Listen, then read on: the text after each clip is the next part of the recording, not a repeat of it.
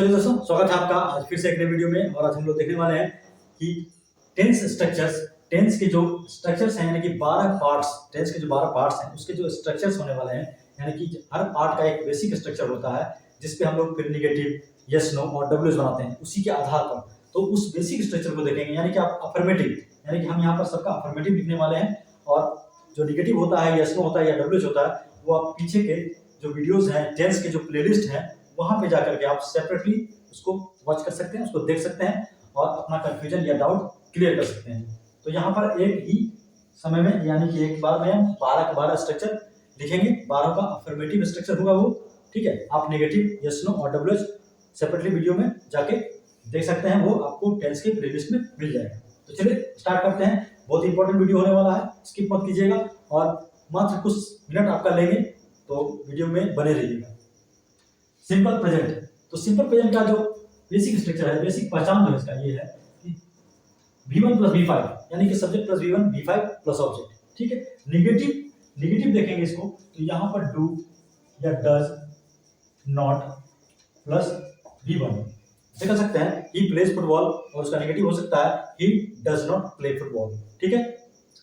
Present continuous, तो present continuous का जो बेसिक स्ट्रक्चर है वो है is M R plus V4। यहाँ पर हम सब्जेक्ट और ऑब्जेक्ट नहीं लिख रहे हैं, इसलिए नहीं लिख रहे हैं कि वो सब में कॉमन है, सब्जेक्ट भी सब में कॉमन है और ऑब्जेक्ट भी सब में कॉमन है, आपको याद रखने में आसानी होगा। तो इसलिए जो मोस्ट इंपॉर्टेंट, यानी कि जो जिसके बिना काम नहीं चलेगा, यानी कि जिसके बिना काम नहीं चलेगा, जो सब में कॉमन नहीं है, बस हम उसी को लिख रहे हैं, और जो सब में कॉमन है उसको नहीं लिख रहे हैं, ठीक है। तो अगला है प्रेजेंट परफेक्ट। तो प्रेजेंट परफेक्ट कैसे पहचानेंगे? हैज, हैव प्लस V3, ये प्रेजेंट परफेक्ट का स्ट्रक्चर हुआ, ठीक है। प्रेजेंट परफेक्ट कंटिन्यूअस, इसका स्ट्रक्चर कैसा होगा? तो ये हो जाएगा has, have plus been plus V4, ठीक है। जैसे कि he has been playing football since morning. तो सिंपल पास्ट, अब अगला है सिंपल पास्ट का स्ट्रक्चर कैसा होगा? तो सिंपल पास्ट का एक तो V2, यानी कि वर्ब का सेकंड फॉर्म, यहां से पता चल जाएगा हमको कि सिंपल पास्ट में, जैसे कि आई प्लेड फुटबॉल यस्टरडे, ठीक है, मैंने कल फुटबॉल खेला। और इसका जो निगेटिव हो जाएगा वो निगेटिव है आपको डिड नॉट प्लस V1, तो क्या हो जाएगा? Did plus not plus V1। ध्यान रखिएगा कि डू डज के आने पर और डिड के आने पर सिंपल प्रेजेंट में do does plus not plus V1 का यूज करेंगे, और सिंपल पास्ट में डिड के साथ नॉट लगा करके V1 का प्रयोग करेंगे। यानी कि समझना ये है कि डू डज जहां लग गया उसके बाद जो वर्ब आएगा वो फर्स्ट फॉर्म में होगा, डिड जहां लग गया उसके बाद जो वर्ब आएगा वो फर्स्ट फॉर्म में होगा, ठीक है।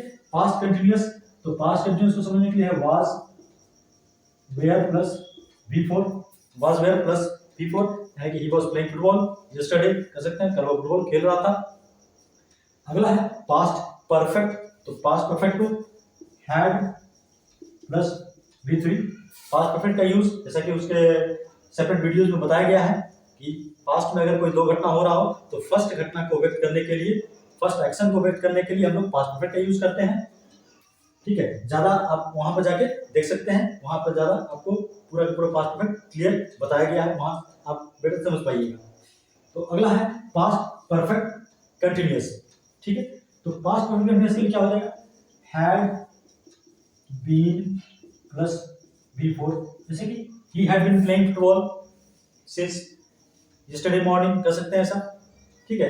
तो had been plus V4 ये हो जाता है पास्ट परफेक्ट कंटिन्यूअस। आप सब्जेक्ट यहाँ लगाइए had been V4 ऑब्जेक्ट और फिर since for लगा करके टाइम लगा दीजिए, ठीक है। तो आप इसको इस तरीके से सेंटेंस फ्रेम कर सकते हैं पास्ट परफेक्ट कंटिन्यूअस का, या कहीं लिखा हुआ मिले तो आप समझ सकते हैं कि ये पास्ट परफेक्ट कंटिन्यूअस का है, ठीक है। बेसिक इसका यूज जो अगर आप याद कर लेते हैं इसको, तो आपका फाउंडेशन तैयार हो जाता है टेंस का, और खास करके वो नरेशन और वॉइस, यानी कि वॉइस और नरेशन में आपको मदद करने वाला है, ठीक है। ऐसे मदद तो ये हर जगह करेगा।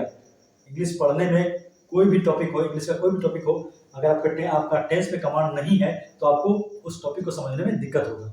इसीलिए ये एक बेसिक फॉर्मेट है, ये आपको याद होना ही चाहिए, ठीक है। जैसे कि अगर आपको इंग्लिश सीखना है तो ABCD याद होना ही चाहिए, उसी प्रकार से अगर आपको लिखना और पढ़ना सीखना है, इंग्लिश में लिखना पढ़ना बोलना सीखना है, तो आपको टेंस पे पकड़ होना चाहिए, ठीक है। जैसे कि मैथ अगर जानना है तो आपको टेबल याद होना चाहिए, ठीक है। तो इसी सिंपल फ्यूचर देखते हैं। सिंपल फ्यूचर में क्या है, विल या सेल प्लस V1, ठीक है। तो सेल विल प्लस V1 ये हो गया सिंपल फ्यूचर। आगे है फ्यूचर कंटिन्यूअस, तो ये हो जाएगा will shall plus be plus V4, ठीक है। जैसे कि he will be playing football, भविष्य में अगर कोई काम कंटिन्यूअसली चल रहा होगा तो उसके लिए सिंपल फ्यूचर कंटिन्यूअस, ठीक है। और भविष्य में कोई प्लान एक्शन है, कोई कार्य हम करेंगे, करने वाले हैं या करेंगे, तो उसके लिए है सेल विल प्लस V1, ठीक है। ये फ्यूचर को बताने के लिए है। फिर फ्यूचर परफेक्ट, तो फ्यूचर परफेक्ट का यूज भविष्य में किसी निर्धारित समय तक कोई काम कंप्लीट हो चुका होगा उसको बताने के लिए है फ्यूचर परफेक्ट। तो उसके लिए हो जाता है will shall plus have plus V3, ठीक है। ये कर सकते हैं, जैसे कि बोलेंगे ही शैल हैव बाउट या फिर he will have bought a car by next week, अगले हफ्ता तक वो एक कार खरीद चुका होगा, ठीक है। तो इस प्रकार के सेंटेंसेस में हम लोग फ्यूचर परफेक्ट को यूज करते हैं। फ्यूचर परफेक्ट कंटीन्यूअस, जैसे कि जस्ट इसके पीछे का वीडियोस में बताया गया है फ्यूचर परफेक्ट कंटीन्यूअस, तो उसका हो जाएगा will shall have been plus V4, यानी कि भविष्य में कोई निर्धारित समय तक कोई घटना कंटिन्यूअसली चलते रहेगा, तो उस स्थिति को बताने के लिए फ्यूचर परफेक्ट कंटिन्यूअस। तो ये है आपका 12 का स्ट्रक्चर, 12 पार्ट्स ऑफ टेंस का 12 स्ट्रक्चर, यानी कि उसका 12 बेसिक स्ट्रक्चर। ये अगर आपको याद है तो आपको टेंस का फाउंडेशन आपका तैयार है, आप इसके आगे बड़े आराम से बढ़ सकते हैं, ठीक है। और आप इंग्लिश में कोई भी टॉपिक पढ़िएगा तो उसमें आपको इसका जरूरत पड़ेगा ही पड़ेगा, चाहे आप पैसेज पढ़िए या कोई टॉपिक पढ़िए, आप न्यूज़पेपर पढ़िए, सब जगह आपको यूज इसका आएगा, यानी कि ये आपको दिखेगा।